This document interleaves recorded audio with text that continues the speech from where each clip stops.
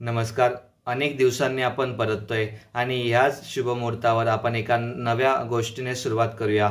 एक राजा होतो, त्याने 2 कबूतर आणलेली असायची आणि दुसऱ्या दिवशी पाहतो तर एक कबूतर उंच भराऱ्या घेतलेल्या असतात, हवेत अगदी उंच उंच उडत जातो आणि एक गरुड अगदी थंड पडलेला असतो. त्याच्या विचारात येतो की एक गरुड चांगला डौलदारपणे उडतोय आणि दुसरा पक्षी अगदी शांत का बसलेला आहे. आणि मग त्याने एक दवंडी पिटली की जर कोणी त्या गरुडाला उडवण्याचा प्रयत्न करेल किंवा ज्याची मदत करेल त्याला मी इनाम देईल. आणि दुसऱ्या दिवशी तो बागेत गेला तर बघतो काय, त्या पहिल्या गरुडाच्या पक्षीपेक्षा दुसरा गरुडाचा पक्षी याच्यापेक्षा उंच उंच झेपावत होता, उंच उंच भरारी घेत होता. राजांना विचार पडला. राजांनी दरबार बोलवला. त्या दरबारात एका शेतकरी पुढे आला आणि तो म्हणाला, राजे साहेब, मी जो कबूतर ज्या फांदीवर बसलेला होतात ना, ती फांदीच कापून टाकली आणि त्याच्यानंतर त्याला काही पर्याय सुचला नाही.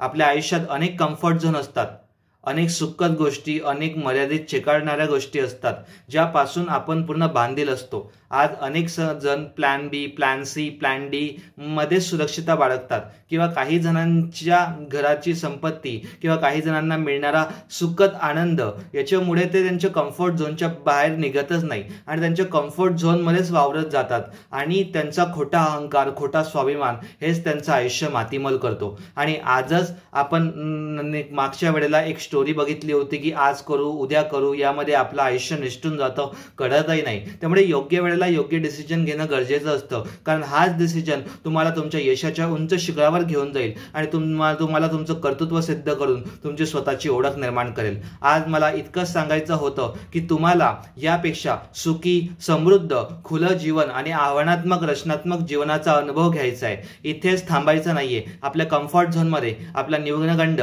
आपला आळस, आपला द्वेष, आपला राग, आपला मत्सर आणि आपला अहंकाराची भावना बुरुस ढासाळून टाकून नव्या जोमाने, नव्या दमाने सुरुवात करायची आहे. कारण हे जे कम्फर्ट झोन असतं ते आपल्याला उंच भरारी घेऊ देत नाही. त्यामुळे आज आपल्या ज्या ज्या काही सुखीच्या गोष्टी, सुखाचं आपल्याला ज्या गोष्टीपासून सुख मिळतं, ज्या गोष्टी आपल्याला सुरक्षित वाटतात किंवा ज्या गोष्टीमुळे आपण उंच भरारी घेऊ शकत नाही, ती फांदी आजच तोडून टाका. विश्वास ठेवा. तुम्ही ज्या दिवशी उद्यापासून सुरुवात कराल आणि नाहीच तुम्हाला जमत असेल पण तुम्हाला तुमचं ध्येय साकारायचं आहे, त्यावर ठाम राहा. कारण आईवडिलांनी जन्म दिलाय म्हणून जगतायत अशा लोकांचं राज्य नाही होत. म्हणून एखादं निश्चयपूर्वक ध्येय बाळगलं तर त्याशी सातत्याने मनाशी खुणगाट बांधून प्रयत्न केला आणि आज तुम्हाला फारच वाईट वाटेल. मी एक जे वाक्य म्हणणार आहे की असं काम करा, असे कामाला लागा की जणू आपले आईवडीलच या जगातून निघून गेलेले.